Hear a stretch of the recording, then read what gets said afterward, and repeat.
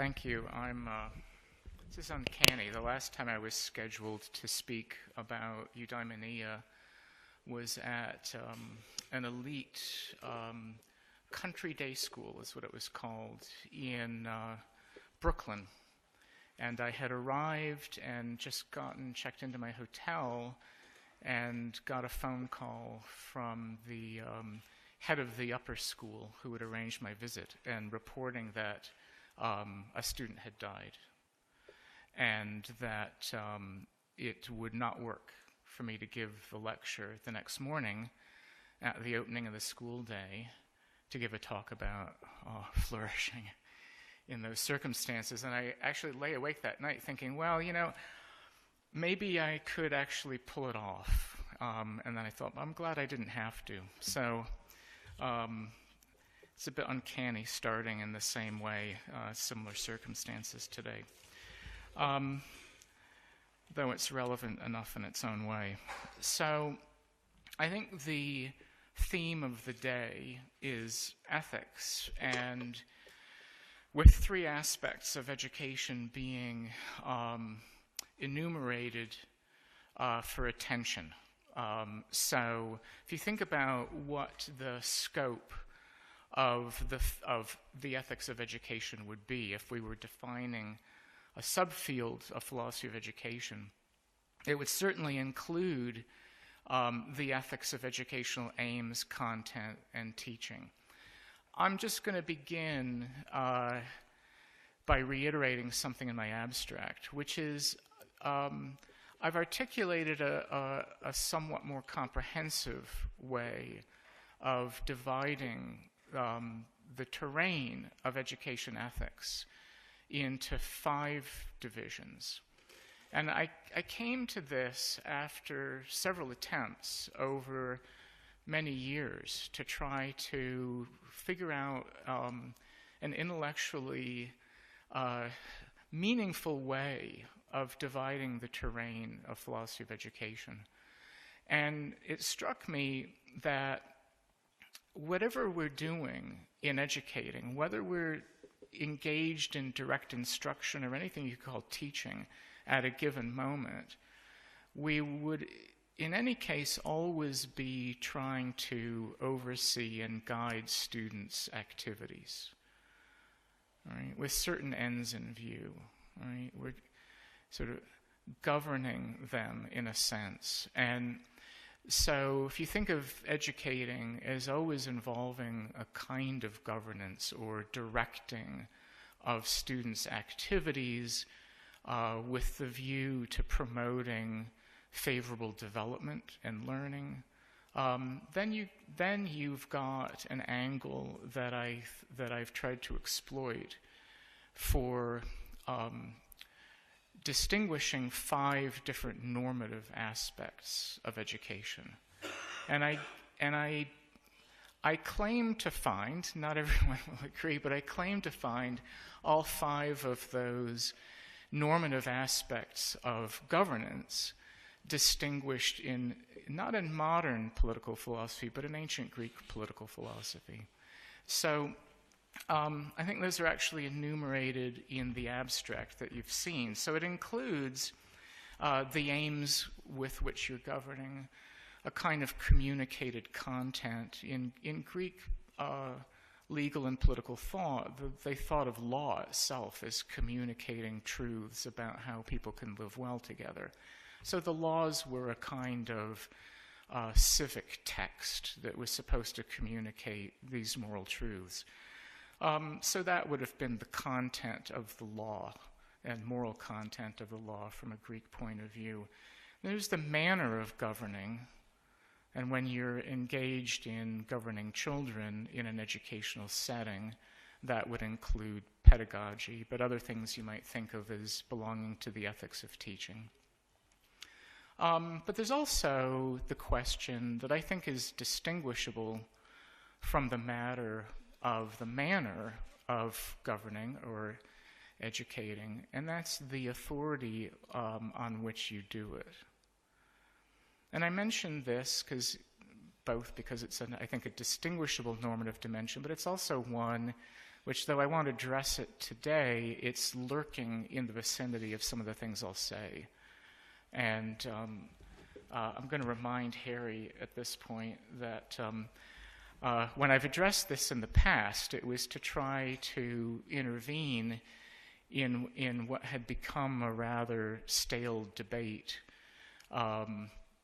between followers of R.S. Peters, who talked about the teacher's knowledge as the foundation of the authority to teach, and feminist ethicists of education who opposed that view and argued essentially that, well, we ought to be educating children, teaching children in such a way as to, care for them and on that basis and sort of inspire them to cooperate in the enterprise. And the point I made was that these were two different things people were talking about. There was actually no fundamental disagreement. There's the question of the grounds, ethically salient grounds on which we entrust the authority to educate to people. And then there's a separate matter of how they ought to go about it so as to effectively lead children to follow them in the enterprise. So I think those are importantly distinguishable. They're different ethical or normative dimensions of education. And then finally, I think there's the responsibility with which one governs and similarly educates, and one can fit under that category issues of adequacy, inclusion, justice, which are equally ethical matters. So I think if you distinguish those 5 ethical dimensions of educating that lends clarity and a certain comprehensiveness to the enterprise, you could imagine a completely comprehensive, systematic approach to the ethics of education, which would answer the important questions about all 5 of those normative dimensions of education. So I'll talk a little bit today mostly about aims and a little bit about content and a fair bit about how to think about the manner of educating. In both cases, focusing on the content and the manner in a way that's guided by a conception of what the appropriate aims would be. So I want to say something then about my title and what's implied by it, because that goes directly to a central thesis of the paper. So the title is Eudaimonia in the Classroom. This is a title that my collaborator, Rich Ryan, and I came up with about 3 years ago when we decided we would try to write this paper together. As you can tell from the fact that I'm delivering it today, we've not succeeded in finishing it. But the reason the word "in" is there is, we often think about flourishing as something for people in the future, and that education would prepare them to live well, to live good lives, to flourish. We think of that as something in the future, right? Education is preparation for life. And we might add that children's well-being while they're at school also matters. But I've got a thesis here about a connection between the two, right? That I think the psychological and developmental reality of preparation to live well is that children need to experience progress in living well in the course of their education if it's going to succeed in preparing them to live well, right? So I can't develop this without bringing some psychology into it, but the thing I have to begin with and focus on is what I think the nature of eudaimonia, or flourishing or living well, is. So I'm going to almost begin with that. I want to offer you a foil. It's nice in doing philosophy of education, I think, to have a practical edge that's honed by looking at a significant development in the world of educational practice and policy. So the one I'm going to pick is so-called positive education. So if you were thinking about flourishing well-being as a goal of education, one of the larger developments on the global stage right now is the so-called positive education movement, which derives from a major development in psychology known as positive psychology. The basic idea of it is that psychology for many decades focused on the abnormal, and so Marty Seligman is the person who hit upon this idea that we ought to be focused on well-being, on what's positive in human life and what's foundational to that. Now, Seligman does not have a theory. He's more someone who noticed trends that had already begun and gathered them under the label of positive education, positive psychology, and then formulated a notion of positive education to go with it. So 2009, in the Oxford Review of Education, was the piece that sort of announced the idea of positive education. For people with developed philosophical sensibilities, it makes for jarring reading. And I'm going to wake you up, if you're not thoroughly awake yet, by reading you a selection from it.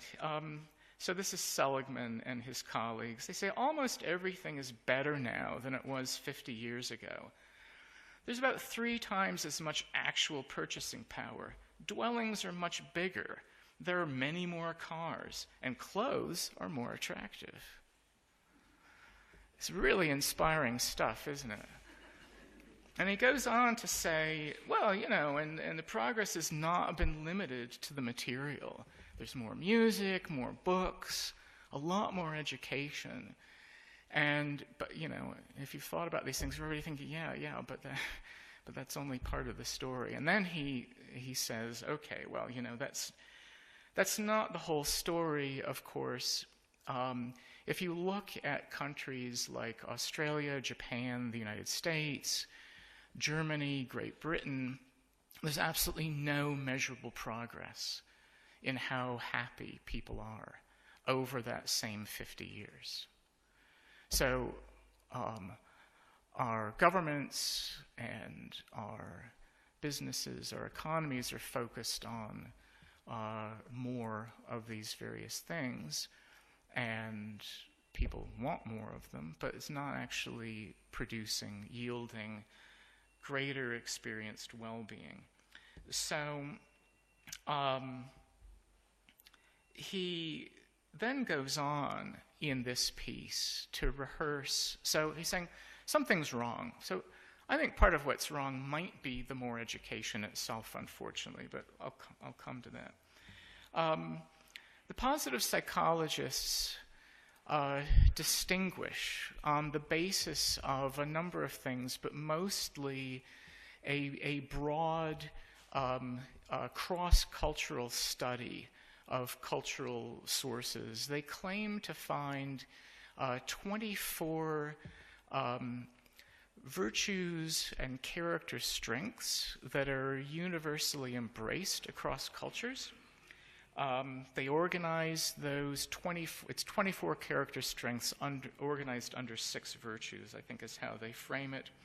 And they distinguish 3 forms of happiness: a sort of mere shallow hedonic happiness or positive emotion, what they call the engaged life, which they identify with a state of flow. So you've probably heard about this. They say it only occurs when you deploy your highest strengths and talents to meet the challenges that come your way. That's the formulation in this 2009 paper. Now, it's curious because a flow state could be typified by playing a video game, which has been designed by psychologists to hold your attention. So a flow state is, like, for many of us, a flow state would be when we're writing, and you sort of lose track of time. You're absorbed in it in a way that makes you not noticing that your back is getting sore from having sat in that chair a long time. So there's this sort of losing track of time, not being self-conscious. You're just in the flow of the activity. So video games are made that way. The common wisdom about flow states where you're engaged in an activity is that in some way the challenges in it are pitched at the right level so that you stay engaged, you don't become too frustrated, but neither do you become bored by it not being challenging enough. So that sort of explains the connection they see between using talents. I don't understand the reference to highest strengths and talents. That doesn't make any sense to me. You're playing a video game, which would be a paradigm of this, and it would be bizarre to say that it would be anyone's highest strengths, let alone anything on their list of 24 character strengths. There's a lot of conceptual confusion in the psychology. So in any case, they identify that with what Aristotle was after and say, yeah, but that could be solipsistic. It could not be anything we would admire particularly or think would lend meaning to life. So the third so-called level of happiness they identify, they call the meaningful life. And they say that meaning consists in knowing what your highest strengths are and then using them to belong to and serve something you believe is larger than yourself. Language of something larger than yourself is very common. It's probably misguided. It's probably more accurate to think that you're engaged in some activity which is in some sense exhibits devotion to something that has value independently of yourself. Right? Might or might not be in any relevant sense larger, but that's, I think, the common idea here. Again, they want to make this about use of your highest strengths. So why highest? Again, it's just not at all evident. I mean, you could have so here's an example. Imagine a very talented journalist who's really brings her, in some sense, greatest strengths to journalism, but is enormously frustrated in it, as most journalists, at least in the United States, are, because of very, very poor alignment between what the employer wants and what a good journalist wants to do. So a good journalist wants to do good work in the sense of doing work that's both personally rewarding and is devoted to something that is good beyond herself, like bringing accurate reporting of important stories to the public, right? That would be an example of a good intrinsic to the craft of journalism. So you might be very, very good at that, enormously frustrated, right? Never in a flow state in doing journalism, not happy in it, because although you've got the inner resources to do it very well, you're not actually expected to do it well. So such a person might, on the other hand, enormously enjoy performing in, let's say, Gilbert and Sullivan community theater, right? Again, they're goods belonging to the craft of musical theater. You would probably say there are inherent qualities of Gilbert and Sullivan pieces that you would be trying to do justice to in it, but maybe not have any notable talent for it. But it could still be an experience in which you've got terrific alignment between the goods you're aspiring to in doing musical theater with other people, and the circumstances, right? So that the latter could be experienced as meaningful, and the former not, and where it's nothing to do with what the greatest strengths are. It has to do with the objective goods at stake, your devotion to them, and being in a circumstance that allows you to act in devotion to them. So in any case, what's the positive education then? I mean, Seligman notes there's what seems to be an epidemic of depression among students, including the student suicides we'll talk about in a moment in the next session. Societies of people who are overworked, overspent, and no happier than they were when they were living with less opulence 50 years ago, and in some ways probably experiencing more stress of various kinds. So what's the positive psychologist's solution in the realm of education? Well, it's so-called positive education. The focus of it is interventions that are mostly focused on engaging students in identifying, looking at the inventories of 24 character strengths, identifying their own personal greatest strengths, focusing on those in reading literature, focusing on them on the playing field, trying to act as often as possible using what are supposed to be their signature strengths. They're interventions designed to help people recognize, so self-diagnose, self-defeating thought patterns. So faced with frustration, with failure, do you exhibit resilience in responding to that? That's one of their character strengths.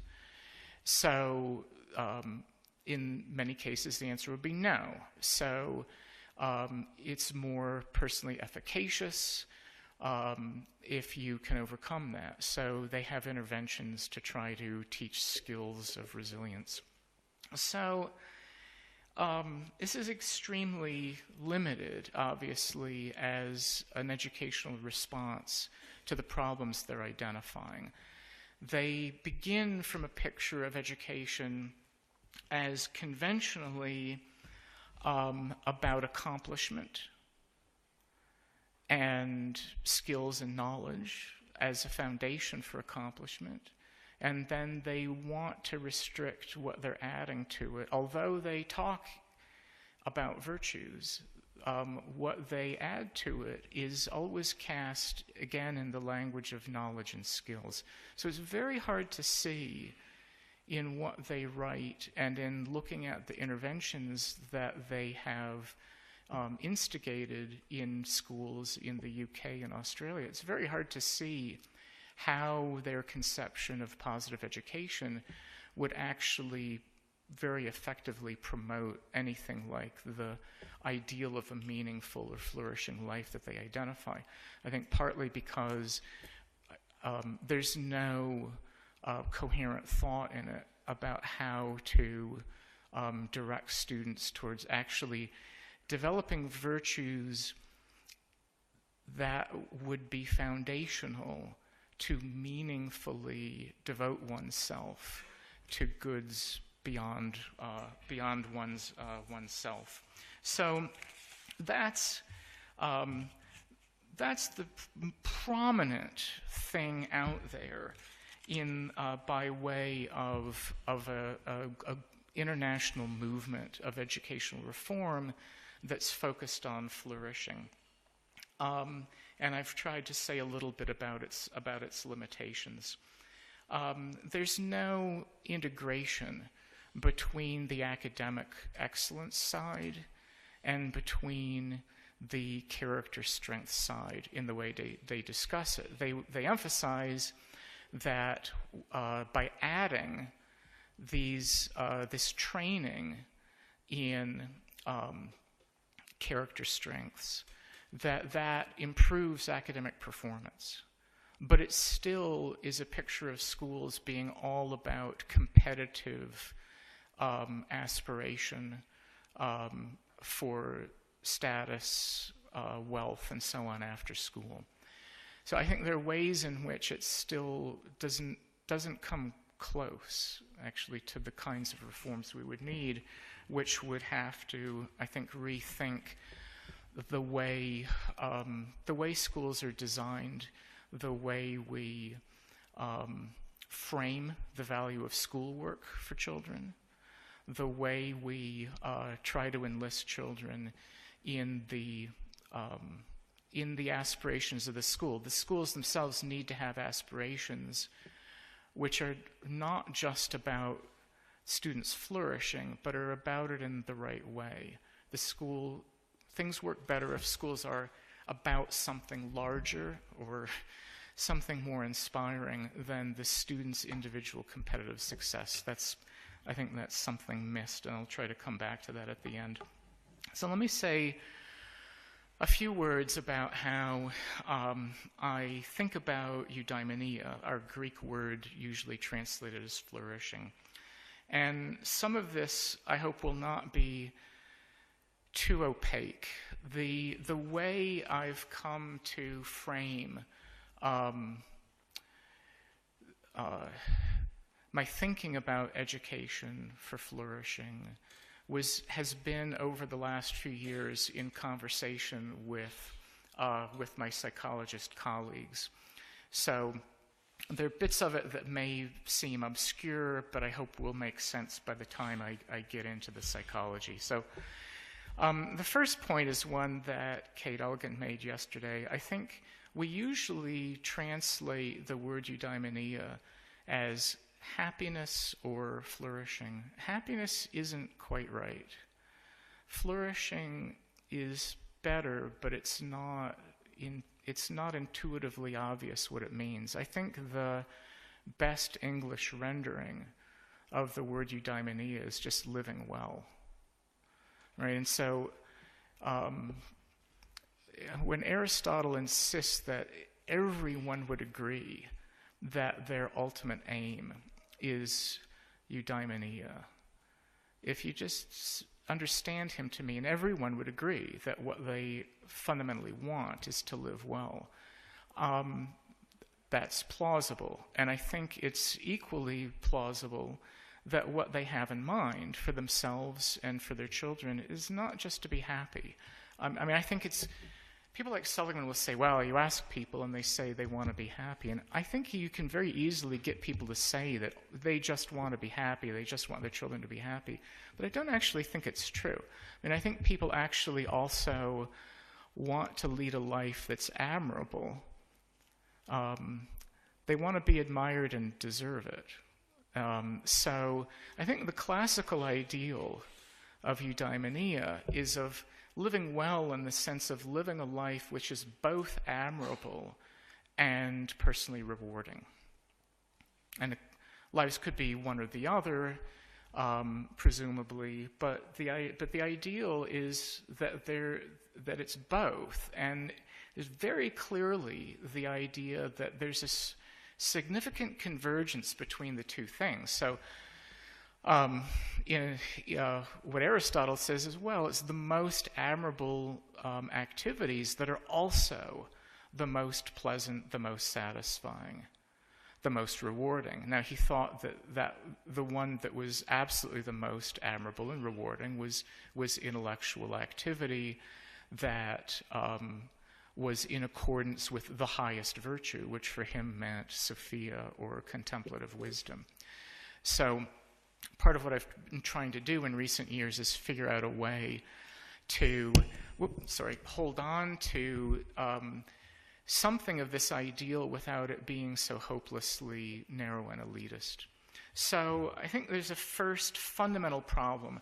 If you're going to vindicate, if you're going to work with this classical ideal, there's a substantially empirical hypothesis at the core of the idea of eudaimonia.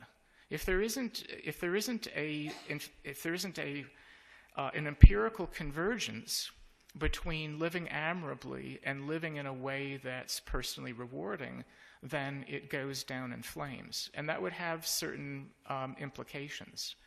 You would then, in justifying virtue and justifying educating anyone for virtue, you would have to abandon the idea that it's as much good for them inherently or internally as it is good for others. I mean, virtue would then be essentially for other people. It wouldn't be for us.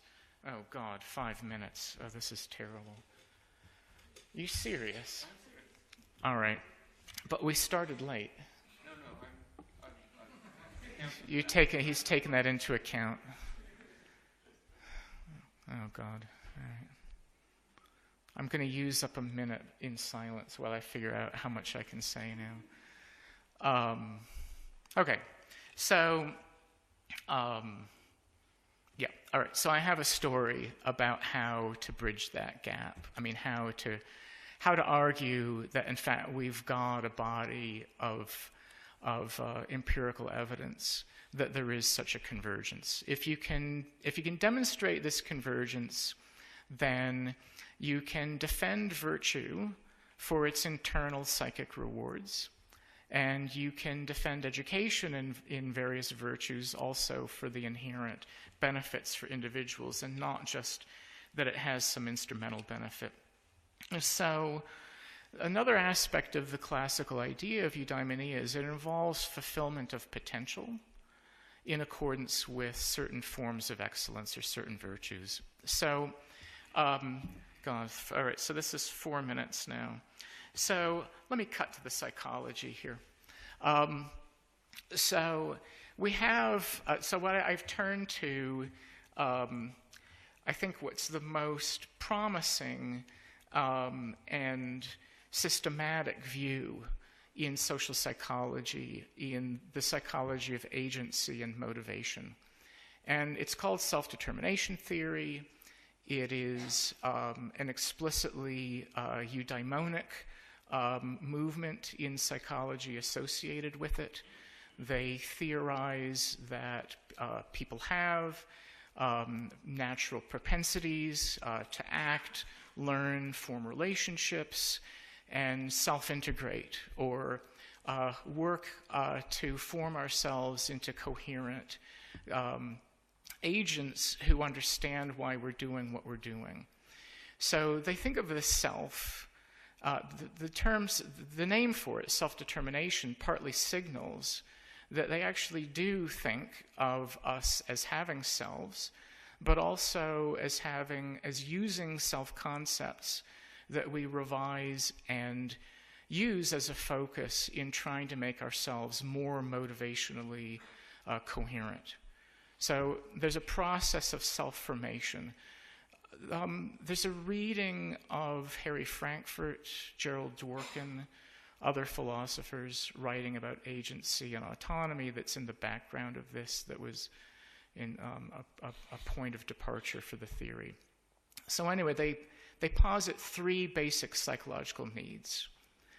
And these they understand as linked to forms of human potential, and as only fulfilled, as only satisfied when those forms of potential are significantly fulfilled. So there needs to experience yourself as competent, as self-determining, and to have mutually affirming relationships. So it turns out that all 3 of these psychological needs have to be satisfied to a significant degree for people to, in fact, experience their lives as going well. There's a growing body of cross-cultural evidence that this is true. There's a lot more to be said about it, but here are two key things to note. If it's true that no one experiences happiness or well-being without all three of those needs being fulfilled, and the fulfillment of all three of them entails satisfying certain objective standards, right, of success, living up to the standards of the activities you're trying to engage in, where you need that to experience competence, treating other people well or in ways that would be commended by a social ethic, then the theory seems to vindicate the convergence, substantial convergence between living admirably and living in a way that's personally rewarding or tends towards your happiness. So there are other parts of the theory. So that's helping with this Aristotelian convergence thesis and lets us hold the two aspects of flourishing together. The other key bit for me, and I know you're going to say 1 minute now. Stop. 1 minute. All right, so I'll stop in 1 minute by figuring out 2 sentences that finish this. So there's a scheme of grades of motivation, which is absolutely critical to the broad power of this theory in critiquing the design of institutions. And the general thrust of it is that when you can get people to do things by directly controlling them, but they don't tend to perform at a very high level when you do that. Their heart's not in it. They experience a lot of distress and conflict. If they internalize those external threats, like fear of failure, shame, and so on, that still feels controlling. It's not an autonomous form of motivation where you embrace the good to be pursued as something good to be pursued. A lot of the way we manage children is through such so-called introjected motivation. So the higher levels of motivation, you need the right social context, which in a word is psychological needs supportive, and which is then favorable to people internalizing those goals, those values, integrating them into their own system of ends. So there's a lot that follows from that about the design of schools so as to enable children to fulfill their relational competence and self-determination needs, which we would have to do in order to engage them in learning in a way that would predictably give them real opportunities to embrace the goods that we're presenting to them through a curriculum, so that they could then incorporate those into their lives in ways that could make them good and flourishing lives. And I'll stop. Okay,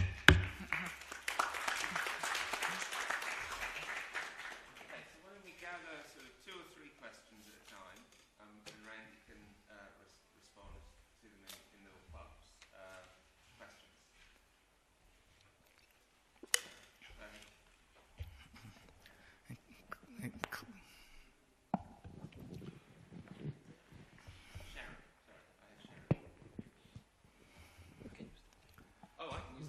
Yeah, you've got a mic there. Sorry, I was going to shout, but no. Thank you. Thank you for your talk, Randy. I really appreciate the project of the focus on living well in the here and now for kids. I think that's really one of the most positive things I see coming out of your project here. I really appreciate that. I am a little concerned about the idea about the human condition that seems to underlie it. And it sounds very positive, if I can use that word. And it seems to not take account of how, as human beings, we often work against ourselves despite our best intentions. Whether it's the petty addictions that we all engage in, the ways in which, you can go to Buddhist philosophy for looking at how our attachments are actually the source of, our own frustrations and dissatisfaction. You can go to Freudian theory to look at how unconscious patterns actually repeat themselves throughout our lives. You can go to social psychology to look at implicit bias and how it actually works unconsciously to sustain systemic prejudices. Mm-hmm. So what I'm kind of wondering is how, given that human beings seem to be inherently conflictual and antagonistic even to their own good ends, how does your project actually start from there as opposed to starting with the notion of eudaimonia? Do you know what I mean? So I'm just kind of left wondering how you're thinking about the relationship between the concept and the actual realities in which we kind of seem to exist in. Right. We'll take a couple more, and then you can respond. I had Anthony, I think. Anthony. Oh, I see. You want to go all the way around.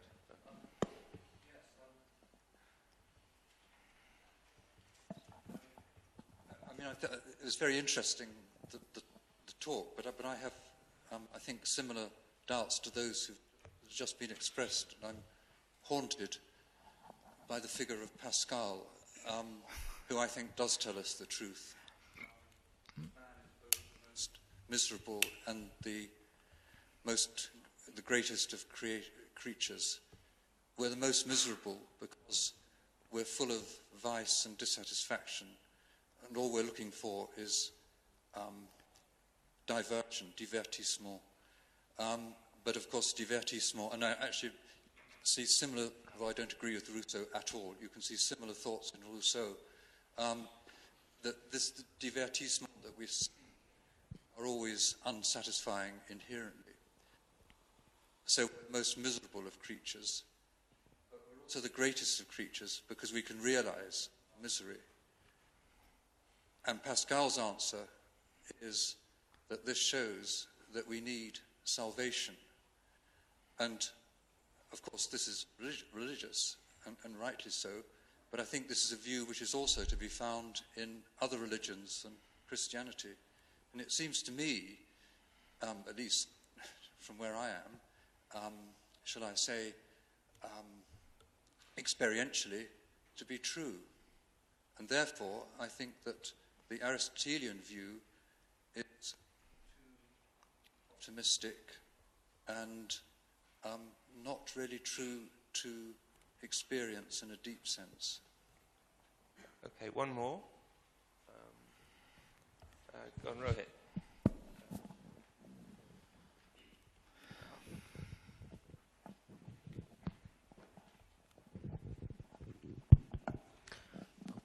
It seems to me that the theory assumes that certain kind of competence to experience self-competent is universal, and that because self-determination is also needed, therefore always there is a match between the competence and what one wants.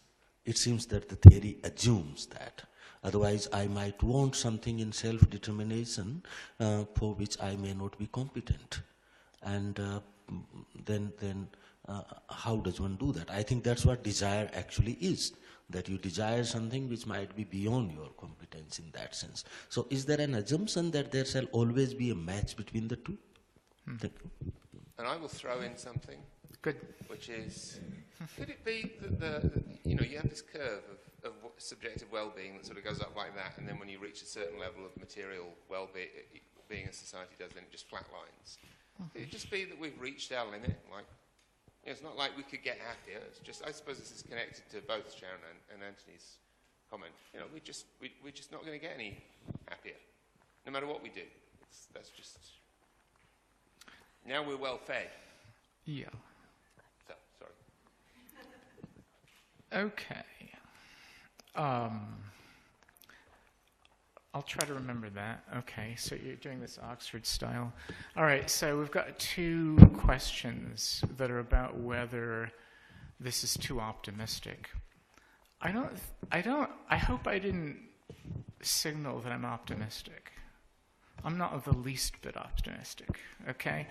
The question is, if you don't think that the basic function of institutions, of societies, of schools, is to enable people to live better than they could otherwise, then I'd like to know what you think their function is. Right? So if you think that that's the most appropriate, if you think that's the function we would all rationally want them to have, then the question is how to design them so as to fulfill that function. So I'm advancing a view, a proto-theory of something basic to doing that, which is if we have a well-supported psychological theory that says that people don't experience their lives as going well if they suffer the frustration of these 3 needs. That seems pertinent, right? So it's not that I'm saying it's even possible to always satisfy all those needs for everybody. That may not be remotely possible, but it's would be foundational to our thinking about how to do better, I guess is a suggestion. So Aristotle, and by the way, the reference to Freud is interesting because people who talk about needs at all, I mean, I like needs theory for various reasons, but psychologists who've talked about needs include Freud. I mean, and it's very much the same list. People need love and work, according to Freud. It's very similar to this list of 3. So, I mean, whatever pathologies we're subject to, one of the implications of this theory is, I think, there's lip service to it in the positive psychology movement, but it's not. It doesn't have the theoretical resources to deliver on it in the same way. I mean, self-determination theory has a very sharp critical edge in evaluating institutions. And a lot of it is that they're so often designed with just colossally inane ideas about how to get people to do what the institutions want them to do. Right? They're massively controlling in a way that's not only not good for the people who have anything to do with them, but is simply not productive. So can we do better than we're doing, informed by this? Yeah, absolutely. Will we? How many of us will ever be fully agentic, integrated agents who are not still rife with conflicts that drive us mad? Well, the theory doesn't predict how many of us will ever be free of conflict. So it is an optimistic theory in some ways, but I don't think it's hopelessly optimistic. Aristotle, too, after all, was writing in a period when there was more optimism about the power, the capacity, the possibility for people to self-organize as politically autonomous communities who could control their own fate. Right? So that may not be very true to the situation we're in. I don't think we should give up on trying to aspire to that, but it might be that a more stoic posture informed by the same theory would be closer to how we're going to have to adapt to where we are now. Rohit, I think competence runs through the satisfaction of all three needs as part of the answer. But I think so people don't experience gratification of the need to be self-determining if they're not reasonably competent in being self-determining. And so that's one part of the educational agenda, is doing what we can. And I think it would involve something like a traditional liberal education to inform judgment. I mean, I think good judgment is an obvious educational necessity for living well under this theory, because it has everything to do with competence in making all the decisions you make. And so, but desire as such, I mean, I think under this theory, people can have a lot of desires that they find in themselves and are inclined to act on, which they've not thought much about. And let's just talk about advertising for a minute. I mean, in a country like the United States, we're bombarded with advertising all the time, much of which has been designed by motivational psychologists who know that if you induce anxiety, then people are more materialistic, more selfish, more grasping, less happy, and they will buy more, right? So the advertisers are there to get us to act on impulses, fairly enough called desires, which if we thought things through, we would probably see that it's not good for us to be acting on. So, yeah. They're good and bad applications of this theory, unfortunately. Harry, I don't know, have we plateaued in how happy we can be? I don't know that we've plateaued in how admirably we can live, though. Yeah, that's a horrible thought. We'll have another question, and we'll end just a couple of minutes early, and then the next one a couple of minutes early, and that'll get us closer to back on track. So another question. Go ahead, the woman with the glasses. Yes, so you have used a statement, living well is a fundamental aim of education, right? To lead a life of comforts, we need to experience stress. But that stress is leading to suicides, right? And sometimes whatever we desire, we don't experience, or we don't deserve, or we don't get it. We don't acquire it. So the present education system has to be changed as per your research paper, or transformation has to be within the self. What is the term exactly Eudaimonia means? What are the total reforms have to be brought about in the education system? Yeah. So always it doesn't help. Even however ethics we are implementing, it's not working. However, to lead a life of comfort or well-being, we need some comforts. Technology is rapidly developing. Sometimes we have everything, but we are not happy. That's it. Yeah. So you do not have an hour to answer that question, just so that you know, Randy. You've got to do it in 3 minutes. Yeah, well, I think there are very different national contexts for educational systems, but I think in a country like the United States, where the parents conceive of education as a way for their children to get ahead, right? We've got massive investment in educational systems largely because people conceive it from the point of view of individual advantage, right? So I'm not the least bit optimistic about how that's playing itself out, or would play itself out even more forcibly without a collective ambitions for schools to do something other than that. The difficulty with the way it's played out is that the expansions of the system to higher and higher levels, to where higher levels of educational attainment are the norm, which means more and more people spending a greater and greater proportion of their lives in schools, not in pursuit fundamentally of self-fulfillment, but in pursuit of credentials to have a competitive advantage in the job market. The effect of that is market saturation of college degrees, to where yesterday the master's degree was the new bachelor's degree, and today the PhD is the new master's degree. So you have an enormous